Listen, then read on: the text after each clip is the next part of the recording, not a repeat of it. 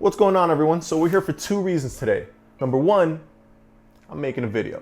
Number two, we're gonna lap some valves.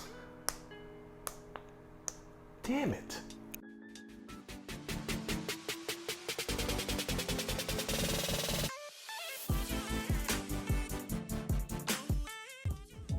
What you see here is an exhaust valve I pulled out of the head in the S4. This one's untouched, and you can see there's a fair amount of carbon deposits and just gunk all over the valve. This one here I went ahead and cleaned, and after I cleaned it, I noticed there was a fair amount of pitting on the valve seat, and that's what we're here to correct today. So one other reason, and maybe the most important reason that we're gonna go ahead and lap the valves and the head, is so that we're sure we're creating an airtight seal between the mating surface here on the head and the valve. This is important so that we don't run into any compression issues going forwards. Once we're done lapping, a good seal will be represented by a matte gray finish all along the valve seat here on the head and the valve as well. I'll show you what that looks like here. Looking at this exhaust valve and this exhaust port, you can see that there's a matte gray finish all the way around the valve seat here, and the same thing going on the valve as well, as compared to what you see here from a port that hasn't been lapped and a valve that hasn't been lapped either. So to lap valves, we're gonna need a few things. First of all, a cylinder head, a valve lapping tool, some valve grinding compound, and of course, a valve that needs to get lapped. Also, it may seem a little awkward, but for jobs like lapping valves, I much prefer to work on my lap, no pun intended. It's just a little more comfortable when you're doing the process of lapping the valves and spinning the valve within the seat. So to get started here, we'll grab the valve lapping tool. And in my case here, I'll need the smaller of the two tools. We'll grab the valve and suction cup it to the tool.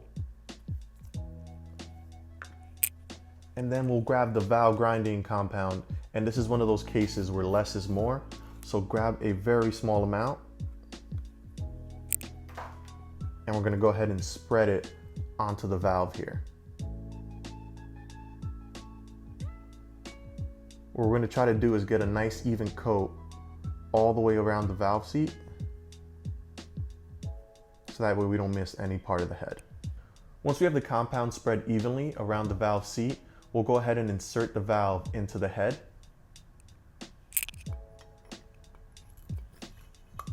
So the way this works is you take your hands and wrap them around the tool like so, and what you're gonna do is spin it between your palms. One other important note is to pay attention to the pitch of the grinding noise here. As the pitch changes, that means the product is deteriorating, and once we get to a certain point where we don't hear the same amount of resistance, we can stop and check the progress of the lapping.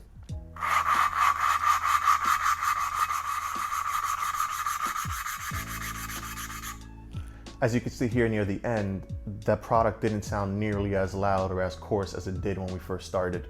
So we'll take a look and see. Once we're done spinning the tool, what we'll do is grab a clean rag, pull the valve out, and we'll wipe the outside of the valve here. And I'll show you here, we got that nice, clean, matte gray finish that we were looking for all around the valve. Now let's check out the head. So for the head, we'll do the same thing. We'll take this clean rag and go ahead and wipe all around, make sure we get all the product off.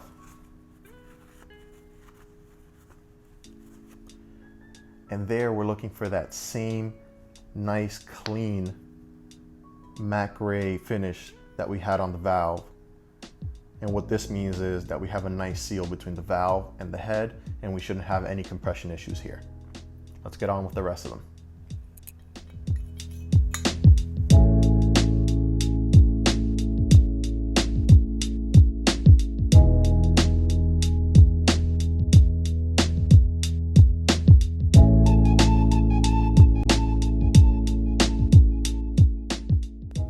Got a hand cramp, so that's enough lapping for me today.